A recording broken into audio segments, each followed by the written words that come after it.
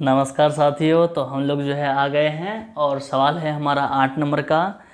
ऊंचाई 2.4 सेंटीमीटर और व्यास 1.4 सेंटीमीटर वाले एक जो है ठोस बेलन में से इसी ऊंचाई और इसी व्यास वाला जो है एक शंक्वाकार गड्ढा जो है, यहाँ पे देख रहे हैं कि चारों बगल जो है हमारा बेलन है। ठीक है, ये क्या है? बेलन।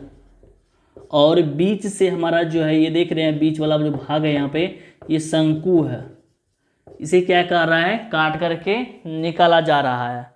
और शेष बचे ठोस का निकटतम जो है वर्ग सेंटीमीटर तक जो है पृष्ठीय क्षेत्रफल ज्ञात करना है। तो सबसे पहले यहाँ पे बेलन दिया गया है चारों तरफ से, ठीक है, और बीच से हमारा शंकु जो है काट करके निकाला जा रहा है। जो हमारा बेलन का ऊंचाई होगा वही ऊंचाई हमारा जो है शंकु का भी होगा। जो त्रिज्या हमारा बेलन का होगा वही त्रिज्या जो है शंकु का भी होगा। चूंकि ये कह रहा है क्लियरली कि ये जो है क्या कह रहा है कि इसकी जो ऊंचाई है और जो व्यास है वो दोनों जो है शंकु से जो है कंसल्ट है, मतलब इक्वल है, बराबर है। ठीक है, तो अब हम लोग यहाँ पे सबसे पहले लिखेंगे बेलन का ऊंचाई। तो यहाँ पे बेलन का ऊंचाई h बराबर लिखेंगे 2.4 सेंटीमीटर। उसके बाद जो हम लोग लिखेंगे फिर त्रिज्या, सॉरी व्यास दिया गया, व्यास लिखेंगे। व्यास d बराबर है 1.4 सेंटीमीटर।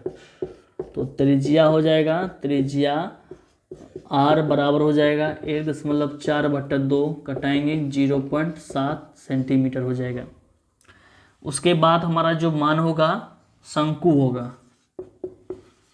शंकु का जो ऊंचाई होगा वो h बराबर लिखेंगे। शंकु का भी ऊंचाई सेम होगा, वही 2.4 सेंटीमीटर। और जो त्रिज्या हम लोग निकाले हैं इनका, वही त्रिज्या इसका भी होगा 0.7 सेंटीमीटर। और इसमें ज़रूरी का चीज़ क्या होगा? हमारा L निकालना। ठीक है, ज़रूरी का चीज़ हमारा L होगा जो कि तिरछी ऊंचाई होता है। तो यहाँ पे आपको बता दें कि चूंकि L बराबर सूत्र होता है √h² प्लस r²। तो अब हम लोग यहाँ पे मान बैठाएंगे। √h का मान जो हम लोग बैठाएंगे 2.4, फिर उसका होल स्क्वायर। r का मान बैठाएंगे 0.7, फिर उसका होल स्क्वायर। L बराबर यहाँ पे √2.4 का जो होल स्क्वायर होगा यहाँ पे 5.76 होगा। 0.7 का जब स्क्वायर करेंगे तो 0.49 होगा।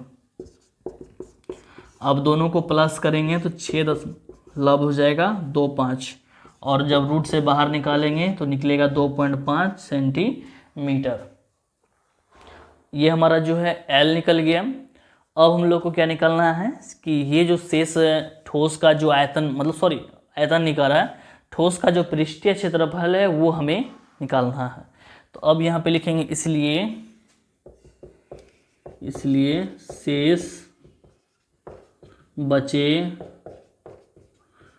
ठोस का पृष्ठीय क्षेत्रफल, ठोस का पृष्ठीय क्षेत्रफल बराबर हो जाएगा बेलन का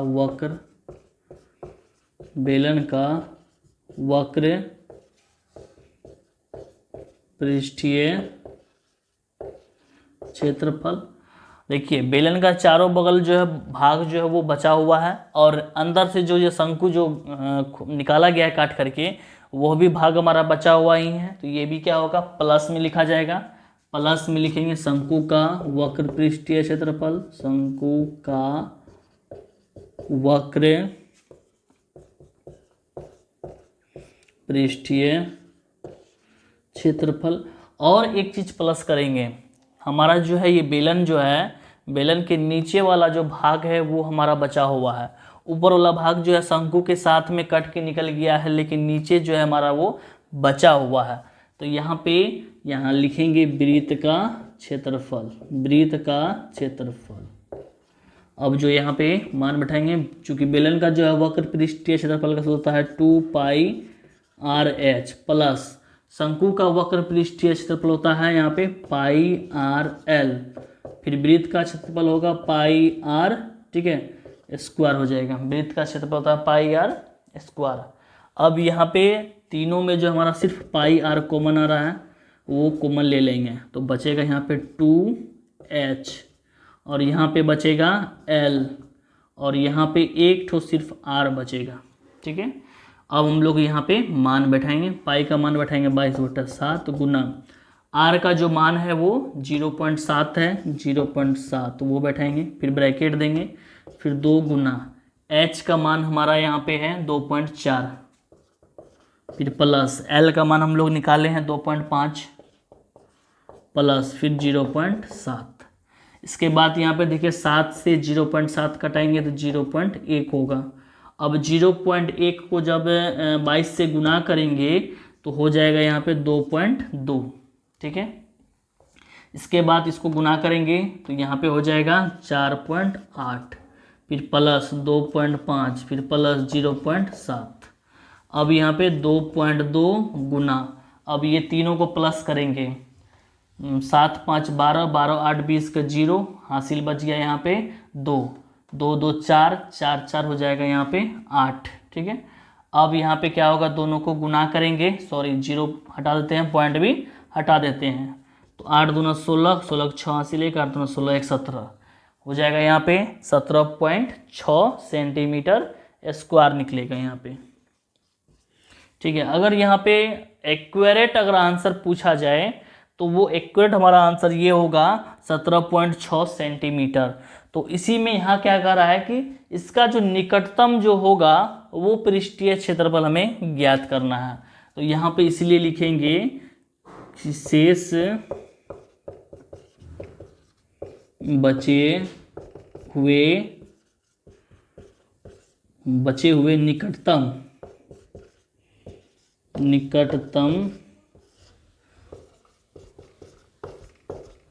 पृष्ठीय क्षेत्रफल बराबर हो जाएगा 18 सेंटीमीटर आंसर।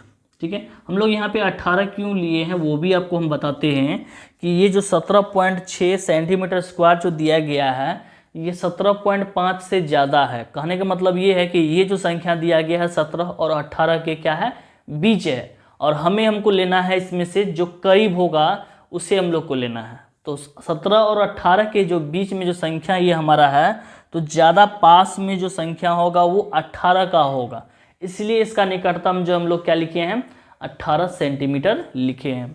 तो अब हम लोग मिलते हैं नेक्स्ट वीडियो में और क्वेश्चन नंबर जो है लेकर के आते हैं 9। और वीडियो अच्छा लगता है तो लाइक करें, शेयर करें, और हमारे चैनल को अभी तक सब्सक्राइब नहीं किए सब्सक्राइब करके बेल आइकन को प्रेस जरूर करें। वीडियो देखने के लिए दिल से धन्यवाद है। जय हिंद, जय भारत।